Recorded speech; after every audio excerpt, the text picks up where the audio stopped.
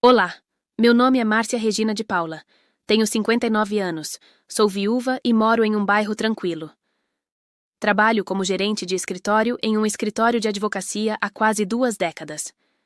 Criei 2 filhos, Renata, minha filha, que acabou de completar 32 anos, e Leandro, meu filho de 29 anos, e passeiam a maior parte da minha vida adulta garantindo que eles nunca precisassem passar pelas dificuldades que eu enfrentei.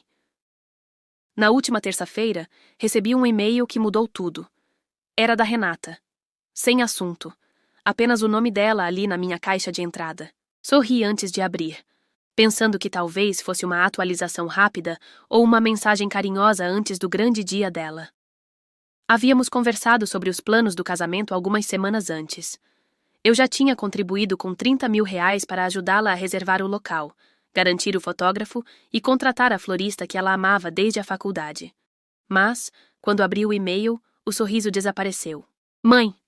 O e-mail começava assim. Nada de querida mãe, apenas mãe, como se fosse um rótulo. Renata explicou que ela, junto com seu noivo Augusto e a família dele, havia finalizado a lista de convidados para a cerimônia. E depois de muita reflexão, decidiram que seria melhor para mim assistir ao casamento por uma transmissão ao vivo, e não pessoalmente. Acrescentou que a mãe de Augusto era muito exigente com o número de convidados e queriam manter tudo íntimo. No final, ela inclui uma frase que pareceu ser uma ferida aberta. Se você quiser participar, pode assistir pelo link do Google Meet que criamos.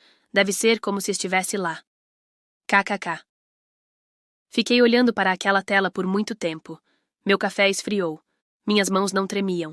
Eu não chorei. Algo dentro de mim mudou silenciosamente, como se o chão tivesse se partido, mas eu ainda estivesse de pé. Respondi com apenas 5 palavras. Claro, aproveite seu grande dia. Sem emoção, sem discussão. Apenas uma retirada silenciosa. E eu sabia, no fundo, que essas 5 palavras ecoariam mais alto do que qualquer grito. Eu não queria brigar. Eu não queria lágrimas. Eu queria clareza. Queria que o silêncio falasse por si. Fechei o laptop, terminei meu café já frio e me preparei para o trabalho como se fosse qualquer outra terça-feira. Mas não era. Esse foi o dia em que parei de fingir que meus sacrifícios significavam alguma coisa para minha filha. Esse foi o dia em que tudo começou a mudar. O trajeto até o escritório naquela manhã foi silencioso. O ar da primavera precoce ainda trazia um friozinho, mas eu mal percebi. Minha mente girava em torno da mesma pergunta. Como chegamos até aqui? Passei 18 anos trabalhando no mesmo escritório de advocacia. Não é glamouroso, mas é estável. E estabilidade era tudo que eu precisava depois que meu marido morreu de repente, quando as crianças ainda eram adolescentes. Lembro-me de estar de pé, na frente da nossa velha máquina de lavar, com contas espalhadas sobre o balcão, tentando descobrir como pagar tanto as compras do mercado quanto a taxa de matrícula da faculdade da Renata. Naquela época, eu não pensava 2 vezes antes de abrir mão dos meus fins de semana. Pegava turnos extras, cancelava férias, deixava aniversários de lado. Dizia a mim mesma, vai sobrar tempo para mim depois. Mas esse tempo nunca veio. Cada centavo que eu economizei foi para Renata e Leandro. Quando Renata trocou de curso 2 vezes e precisou de mais créditos, eu paguei. Quando ela se mudou para o outro lado do país, por causa de um emprego passageiro, eu banquei o depósito e a passagem. Quando ela chorou por causa do 2º término, aos 27 anos, eu voei até lá, segurei sua mão e preparei chá em uma cozinha que não parecia um lar. Quando Leandro quis comprar uma casa com sua noiva, eu fui fiador no financiamento e escrevi o primeiro cheque de R$ 10.000 sem hesitar. Nunca fiz contas. Afinal, é isso que mães fazem, certo? Mas aquele e-mail me fez sentir como uma transação, como se eu tivesse sido útil e agora não fosse mais. Como se eu tivesse uma data de validade e ela tivesse expirado. De volta ao escritório, meu chefe, Gustavo, passou pela minha mesa. Ele é um daqueles raros homens que se lembram do seu aniversário e de como você gosta do café. Percebeu de cara que havia algo errado.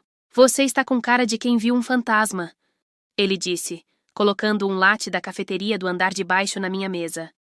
Eu quis contar. Quis dizer que minha filha havia acabado de me desconvidar do casamento dela.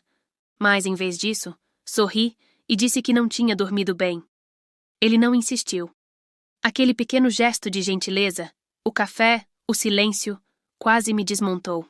Depois de todo o barulho na minha cabeça naquela manhã, foi um lembrete de que eu ainda existia, que eu ainda importava, mesmo que de maneira discreta. Por volta da hora do almoço, meu celular vibrou. Renata, de novo. O nome dela acendeu a tela como um holofote que eu não queria. Recados de voz, mensagens de texto.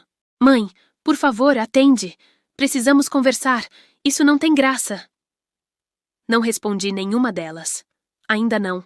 Apenas fiquei sentada ali, tomando meu latte e pensei. Talvez seja a hora de parar de ser aquela que sempre responde. Talvez seja a hora de parar de desempenhar um papel na história de outra pessoa, quando essa pessoa nem sequer permite que você suba ao palco. Naquela tarde, tomei uma decisão que mudaria tudo debaixo dos nossos pés. Eu não ia gritar. Eu não ia implorar. Eu ia fazer algo muito mais poderoso. Eu ia agir. Depois do trabalho, não fui direto para casa. Dirigi até o banco, a poucos quarteirões do escritório. Carlos, o gerente da agência, já tinha me ajudado com tudo, desde montar fundos universitários até ajustar contribuições para a aposentadoria. Eles sempre me cumprimentavam pelo nome. Senhora Márcia Regina. Ele sorriu, levantando-se para apertar minha mão. O que posso fazer por você hoje? Sentei-me em frente a ele e coloquei minha bolsa no chão. Minha voz estava calma até demais. Preciso cancelar uma transferência bancária, eu disse. Ele piscou. Aquela para o local do casamento? Sim, essa mesmo. Carlos hesitou. Pode haver uma taxa de cancelamento dependendo do momento. Mas posso perguntar o motivo? As circunstâncias mudaram, respondi, sem entrar em detalhes. Ele verificou algo na tela do computador. Você deu sorte. Ainda não foi processada. Foi por pouco. Ele fez uma pausa e então olhou para mim. Tenho certeza, senhora Márcia Regina, que RRRR é um valor significativo. Tenho certeza. RRR, esse era o valor que eu havia planejado enviar a seguir, além dos RR que já haviam sido pagos. Uma mensagem de voz dizia apenas: Mãe, por favor, não faça isso. Desliguei o celular. Na cozinha, peguei a garrafa de vinho tinto que estava guardando para o dia de Natal. Não tinha aberto naquela época. Renata deveria me visitar, mas cancelou de última hora. Trabalho, disse ela. Servi uma taça, levei para a varanda e sentei sob a luz do sol que começava a desaparecer. Os pássaros cantavam nas árvores. O cachorro do vizinho latiu. Tudo parecia imóvel. E então as memórias começaram a vir em ondas. Todos os aniversários que organizei sozinha. Todos os jantares de feriado em que fingi não estar esperando por uma ligação que nunca veio. Todos os pequenos sacrifícios que ninguém notou. Os sapatos novos que não comprei. O carro que dirigi por 18 anos. As férias que adiei. Pensei na mãe do Augusto, a mulher que mal conhecia Renata. E ainda assim, sua opinião pesava mais que a minha. A mulher cuja ideia de família significava excluir a única pessoa que carregou Renata nos braços em todas as fases difíceis da vida dela. Pensei na forma como Renata terminou o e-mail com kkk, como se assistir ao casamento da própria filha por uma tela fosse uma piada. E por fim, pensei em mim. Não como mãe, não como viúva, mas como mulher. O que eu queria? Paz, dignidade. Uma vida que não girasse em torno de ser útil para pessoas que só apareciam quando precisavam de algo. Naquela noite, por volta das 21 horas, a campainha tocou. Pensei em ignorar, mas a curiosidade falou mais alto. Era Leandro, ainda com as roupas do escritório, gravata afrouxada, mangas arregaçadas. Ele parecia desconfortável, segurando o celular em uma mão como se fosse um escudo. Mãe, disse ele, entrando antes que eu pudesse falar. Por que você não está atendendo o telefone? Renata está surtando. Fechei a porta com calma. Oi para você também. Ele suspirou, já andando de um lado para o outro. Ela disse que você não vai mais ao casamento, que está sendo difícil. Eu ri. Difícil? Por não comparecer a um casamento do qual fui desconvidada. Ele se remexeu, visivelmente desconfortável. Os pais do Augusto estão pagando a maior parte. Mãe, você sabe como eles são tradicionais. Ergui uma sobrancelha. Tradicionais? Eu já paguei 30 mil reais. Ia dar plus 150 mil. Isso não é tradição. Isso é um... Ele congelou. Espera. Você ia mandar por 250? Ia, disse eu, tomando um gole do vinho. Mas não mais. O rosto do Leandro empalideceu. Mãe, eles estão contando com esse dinheiro. O local, a comida, o não é mais problema meu. Respondi com firmeza. A voz dele se elevou. Claro que é seu problema. Ela é sua filha. E eu sou a mãe dela, disse calmamente. Uma mãe que foi orientada a ficar em casa e assistir pela tela.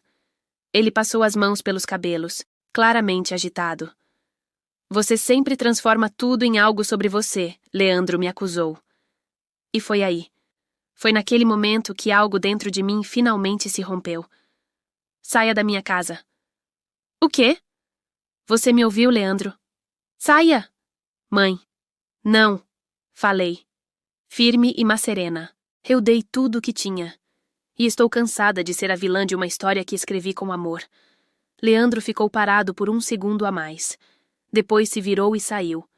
A porta se fechou atrás dele de forma suave, mas o som foi mais alto que qualquer estrondo. Fiquei parada no meio da sala, o coração acelerado, e percebi algo surpreendente. Eu não me sentia culpada. Eu me sentia livre. Na manhã seguinte, acordei com 43 chamadas perdidas e uma sequência de mensagens frenéticas de Renata. Começaram com uma culpa passiva-agressiva. Mãe, precisamos conversar. Por que você está fazendo isso? Isso é infantil. Depois o tom mudou. O local acabou de ligar. O pagamento não foi processado. Vamos perder tudo se não pagarmos até amanhã. Os pais do Augusto estão furiosos. Disseram que isso prova que tinham razão sobre você. Às 3h24 da manhã, ela mandou. Eu não entendo por que você está fazendo isso comigo. Sorri para o meu café. Claro que ela não entendia. Renata cresceu com meus sacrifícios costurados tão profundamente em sua vida que nunca parou para se perguntar de onde vinha o conforto, a segurança, a estabilidade. Ela apenas assumia que sempre estaria lá, que eu sempre estaria lá. Mas não desta vez. Mais tarde, naquela manhã, enquanto eu revisava contratos na minha mesa, um e-mail apareceu na minha caixa de entrada pessoal. O assunto dizia: Por favor, não arruine meu casamento. Abri sem expectativas. Mãe, ela escreveu, eu sei que você está chateada com a situação da transmissão ao vivo, mas isso é extremo. Perdemos o depósito do local, e se não pagarmos o restante até o fim do dia, no horário de Paris, o buffet vai desistir. Os pais do Augusto estão completamente irritados. Eles estão dizendo que isso prova que você não é razoável. Por favor, não faça isso. Podemos conversar sobre você comparecer à cerimônia, mas precisamos do dinheiro primeiro. Lá estava. Eles estavam dispostos a conversar sobre me deixar ir, agora que o dinheiro havia desaparecido. Não era um pedido de desculpas. Não havia nenhuma reflexão. Era uma negociação. Como se a minha presença no casamento da minha própria filha pudesse ser barganhada, comprada ou vendida, dependendo da minha generosidade no momento. Não respondi. Fechei o e-mail e voltei ao meu trabalho. Perto do meio-dia, Caio passou pela minha mesa. Almoço? Ele sugeriu. Aquele restaurante italiano novo acabou de abrir. Quase recusei, como sempre fazia. Mas algo em mim havia mudado. Talvez fosse a clareza das últimas 24 horas. Talvez eu só quisesse sentar em um lugar que não exigisse nada de mim. Então eu assenti. Eu gostaria sim. Durante o almoço, comemos massa enquanto ele falava dos netos, de como era exaustivo, mas lindo, correr atrás deles. Os olhos dele estavam suaves, reais. Ele fez uma pausa e disse gentilmente: Me perdoe, Helena, mas você parece mais leve hoje. Me surpreendi comigo mesma. Contei tudo a ele sobre Tatiana, o e-mail, o casamento, o dinheiro e o que eu havia feito. Quando terminei, ele não me julgou. Não tentou consertar nada, apenas disse: Às vezes, a parte mais difícil do amor é estabelecer limites, especialmente com as pessoas a quem mais damos. Ele estendeu a mão por sobre a mesa e apertou a minha brevemente. Acho que você fez a coisa certa. E pela primeira vez em muito tempo, eu também acreditei nisso. Ao voltar para minha mesa, haviam mais chamadas, mais mensagens. Mas eu não atendi, não precisei. Porque pela primeira vez, o meu silêncio dizia tudo. Naquela noite, ao entrar na garagem, o céu já escurecia. A luz da varanda acendeu automaticamente. Tudo parecia calmo. Pacífico até. Mas havia alguém sentado nos degraus da frente. À medida que me aproximei, reconheci. Era Sofia. Ela se levantou rapidamente, limpando fiapos invisíveis do casaco. Sofia tinha sido a melhor amiga de Tatiana desde a 5ª série. Passou incontáveis finais de semana em nossa casa, assando biscoitos, assistindo a filmes, rindo dentro de sacos de dormir até o amanhecer. Dona Helena, disse ela suavemente, me desculpe aparecer assim. Tudo bem, respondi destrancando a porta. Quer um pouco de chá? Ela me seguiu até a cozinha, os olhos percorrendo as paredes familiares como se ainda contivessem ecos antigos. Enchi a chaleira e esperei. Foi a Tatiana que mandou? Perguntei. Finalmente, ela não respondeu de imediato. Depois disse. Ela está um caos. Eles perderam o local. A florista desistiu. Os pais do Augusto estão ameaçando cancelar o casamento. Não dizem nada. Coloquei 2 canecas sobre o balcão. Ela está em pânico, continuou Sofia. Sabe que pisou na bola. Só não sabe como consertar. É por isso que você está aqui? Perguntei. Para consertar? Ela balançou a cabeça. Não. Estou aqui para perguntar. Existe algo que ela possa dizer ou fazer que mude sua decisão? Eu hesitei. Existia? Um pedido de desculpas mudaria a sensação de ter sido excluída? De ter sido tratada como um caixa eletrônico? De ter ouvido que não era bem-vinda, a não ser que o dinheiro viesse junto? Olhei para Sofia, ainda jovem, ainda cheia de esperança. Não, disse baixinho. Não existe.